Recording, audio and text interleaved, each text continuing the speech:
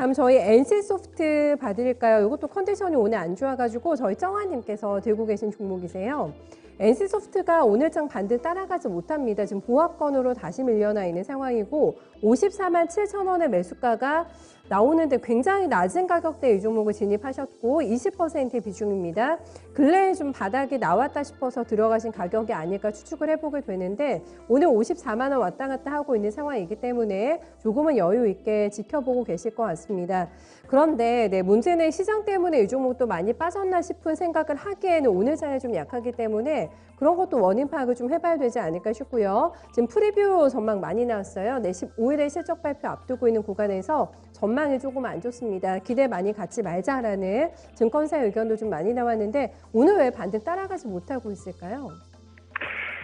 네, 일단은 지금 말씀하셨던 것처럼 오늘 좀 반등이 대부분 섹터가 좀 나오고 있습니다만 결국은 이제 제가 볼 때는 실적이라든지 결국은 성장성에 좀 주목을 하면서 결국 반등도 차별화되지 않을까 좀 말씀을 드려보도록 하겠고, 애니소프트 같은 경우는 사실 이제 실적에 대한 부분, 앵커님께서 말씀하셨었지만 지금 4분기 실적에 대한 부분에 좀 우려가 좀 있다 말씀드릴 수 있을 것 같습니다. 특히 이제 지난 4분기 연결 이제 실적을 보게 된다고 하면 매출 같은 경우는 뭐 한 7,500억 정도, 영업이익은 한 1,700억 정도가 좀 예상이 되면서 사실 이제 레니 매출에 좀 신규 기여분이 좀 어느 정도 반영이 되면서 개선이 될 것으로 보이고 있습니다만 사실은 기존의 주력 게임들이 예상치에 좀 미달하는 어떤 그런 부진을 보이고 있기 때문에 아무래도 4분기 컨센서스에 좀 못 미치는 좀 실적을 발표하지 않을까라는 좀 생각을 하고 있습니다.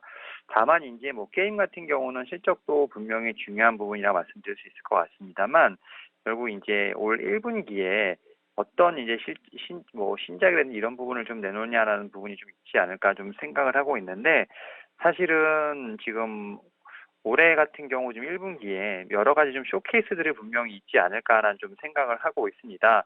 특히 이제 쇼케이스에 대한 부분을 좀 저희가 좀 계속 지켜보고 있는데요.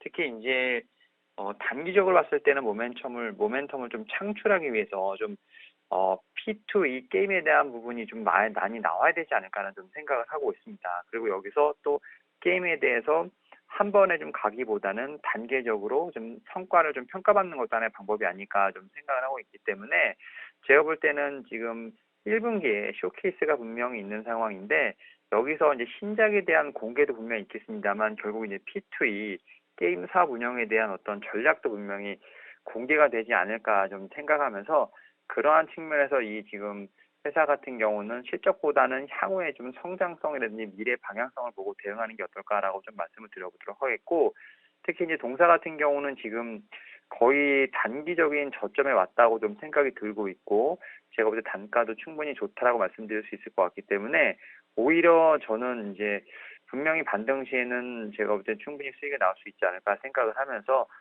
주봉상 봤을 때 한 70만 원 정도부터는 충분히 좀 리스크 관리를 하면서 수익 실현이 가능하지 않을까라는 생각을 하고 있습니다. 네.